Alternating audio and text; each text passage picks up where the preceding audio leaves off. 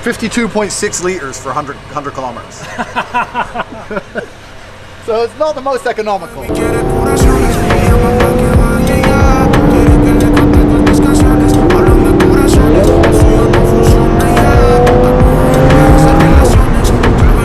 Engine limp mode, vehicle restart required. I fucking told you. You told dude. me, and I know they're bad.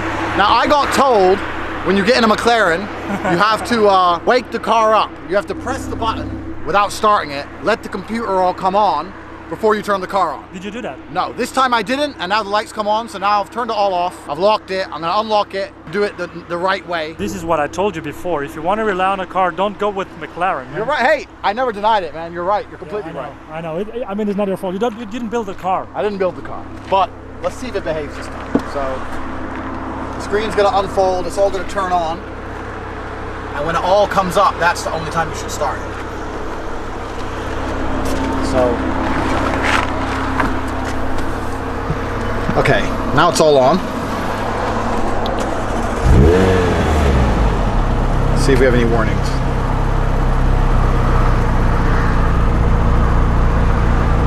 Now it seems okay.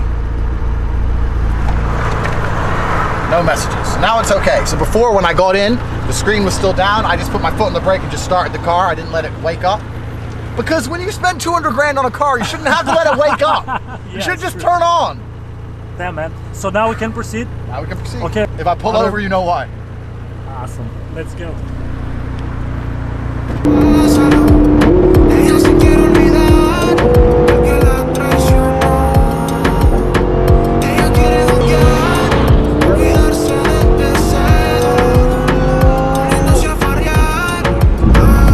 We are pulling over again, gas station.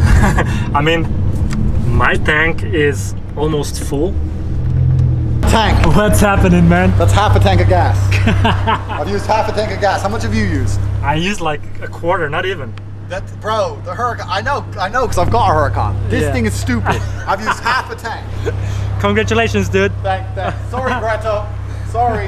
Quiere curaciones, me llama pa' que vaya ya. Quiere que le cante todas mis canciones. Hablan de corazones, el suyo no funciona ya. Estamos para esas relaciones. Sabe lo que quiere, sabe lo que da.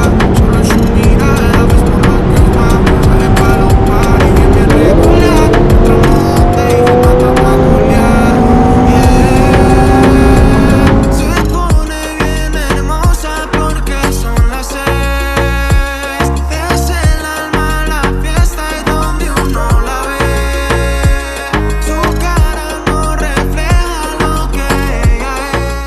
Dude, I know you own like the Huracan, or you own the Huracan. You have also this car. Like, we compare now two cars that have different engines, like totally different. This one is like a V10 naturally aspirated. This is a V8 B-turbo, 4 liters. Which one of those cars is your favorite? I mean, you should have like an opinion. Which one you like to drive more? It's a good question. I think on the corners, on the bends, and off the line, I think the Huracan wins. But once they're already going in a straight line, this is impossible. Straight line, this is a monster. Right? It's a monster, and it does have turbo lag.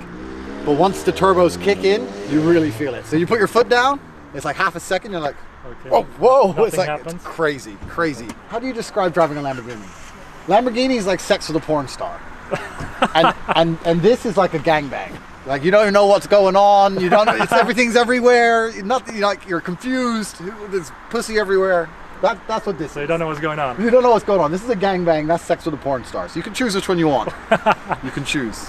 Well, it's a good description because many times people ask what do you prefer, and a lot of people don't know how to express themselves, like how you compare a car with another one.